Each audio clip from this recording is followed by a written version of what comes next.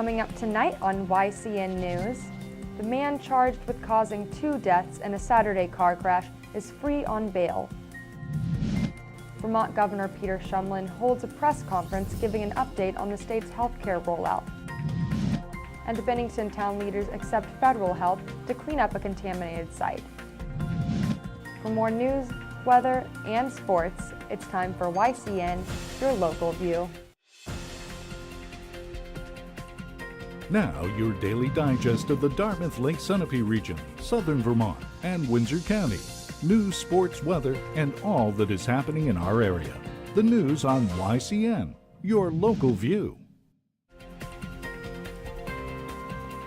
Good evening, and welcome to this Thursday edition of YCN News. I'm Rose Spillman.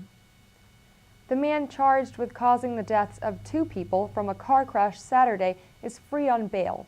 State police learned from the defendant, 53-year-old Sunapee resident Robert Dellinger, that he was trying to commit suicide, the Associated Press reports. Police say Dellinger purposely drove his southbound truck into oncoming northbound traffic on I-89. Dellinger was arraigned Wednesday in Lebanon District Court. He is charged with 2 counts of reckless manslaughter. 24-year-old Amanda Murphy and 29-year-old Jason Timmons died in the collision. The 8-month-old female fetus Murphy was carrying also died from the 2 car crash. A state law does not exist that would have allowed prosecutors to charge Dellinger with causing a 3rd death. Prosecutors laid out the case against Dellinger. Dellinger's attorney, Peter DeCato, was in court too. A district court judge heard arguments from both sides regarding Dellinger's bail and release conditions. In the end, Dellinger was released on $250,000 cash bail, which his family posted. He is not allowed to drive. He must wear an electronic monitor. Dellinger is scheduled to be back in court for a probable cause hearing later this month.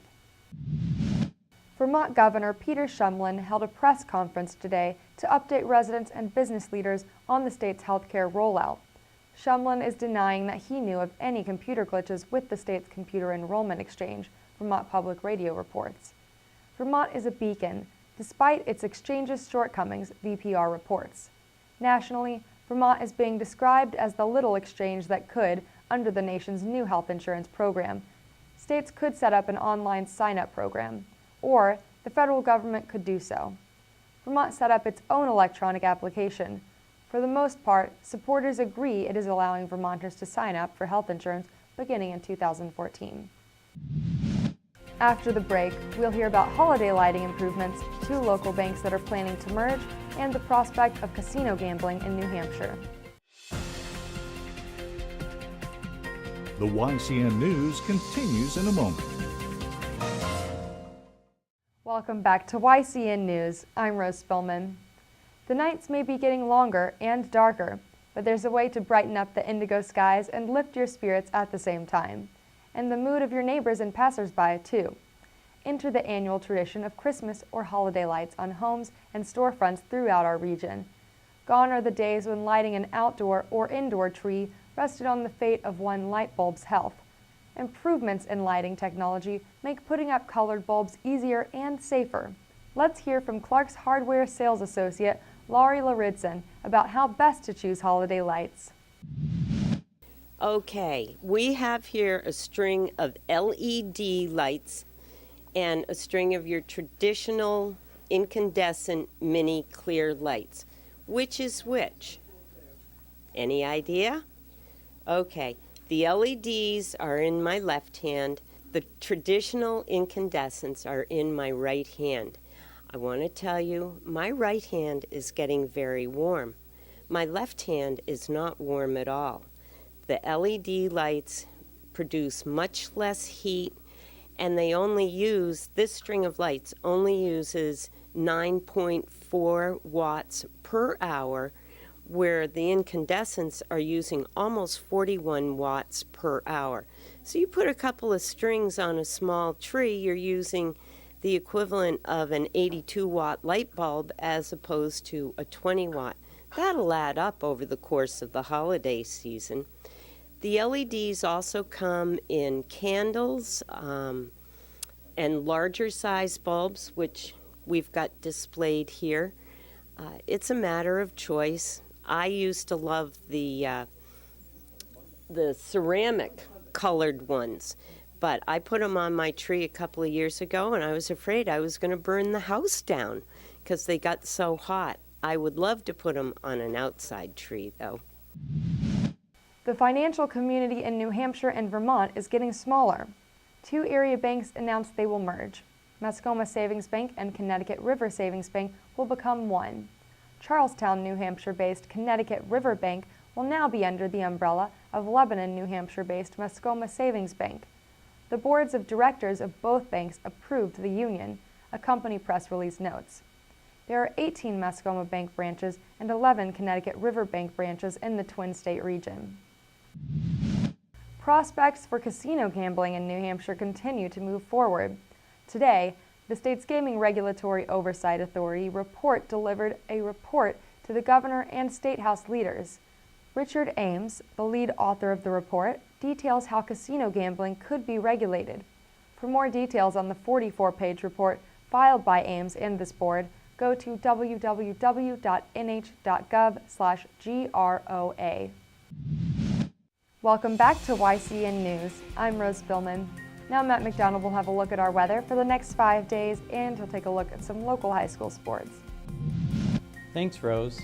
Tomorrow we'll have a break from the snow with highs in the 20s and a low of 3 degrees. Saturday, get ready to cuddle up inside by the fire because we have snow showers with a low of 12 and highs in the teens.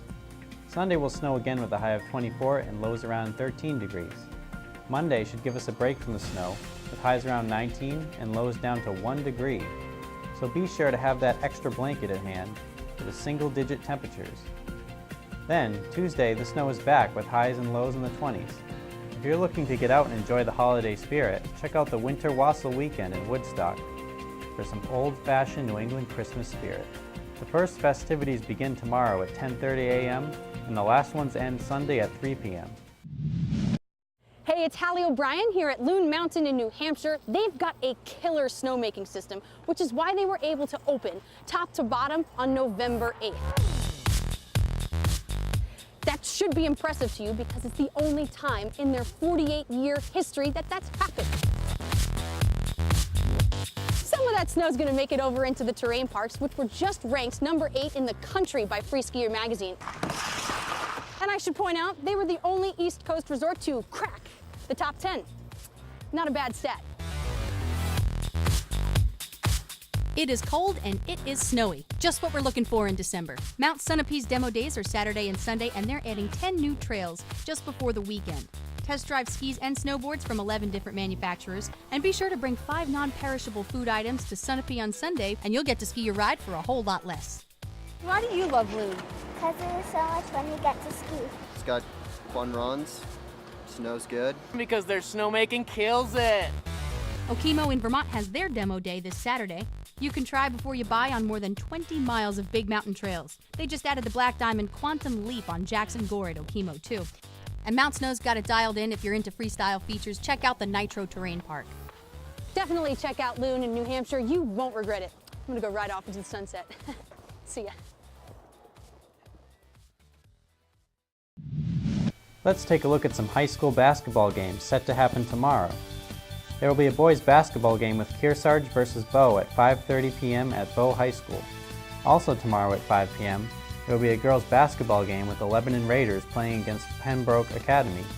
There is another Lebanon versus Pembroke matchup game happening at 5 p.m. as well. This game will feature the Lebanon boys JV basketball team playing against Pembroke Academy at the Lebanon High School Gymnasium. Thank you for joining us for this Thursday edition of YCN News. Don't forget to like us on Facebook and follow us on Twitter. And you can watch our programs anytime online at www.ycnnow.com. Be sure to tune in tomorrow to hear from Donna Maher, president of Newport Chamber and owner of Pedal Patch. I'm Rose Spillman for YCN, your local view. Good night.